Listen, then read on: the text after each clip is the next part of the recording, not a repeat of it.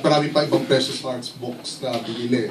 Makakakita tayo ng meron pa rin teen, may young adult, pero may mature na love story. So, sinip talaga namin yung love story to maturity. So, you will see a mature adult relationship drama na paglabas ninyo, pag-uusapan nyo pa kung sino talaga ang tama, sino ang mali, sino ba nagkamali, saan exactly nagkamali. At kung kayo ay nasa ganong sitwasyon, gagawin nyo rin ba yun?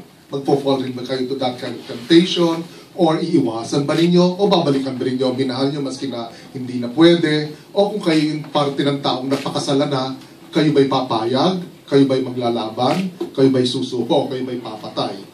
To give a hint of what things are going to happen. So, napaka-interesting pa. The very least talaga, enjoy na enjoy. Paglabas ninyo, pag-uusapan pa ninyo kung anong dapat nangyari at sino ang tama at mali. Nakasalukuyan po, pinag-uusapan ngayon ng MTRCB. Kaya wala si Loris Gillian po dito. Dahil kasalukuyan nagkikipag-debate pa doon kung ano ang tama at mali. Ganun po ka-controversial ang naging climax ng pelikula. Oh my God! So, that's kaya ka po, hinintay ko yung tawag, din baka papuntahin ako doon, din baka ma-R kami. So, ganun po ka-contentious. Ano bang contentious? Maigting sa maraming versyon na pwedeng pag-usapan sa pelikula. Okay, thanks.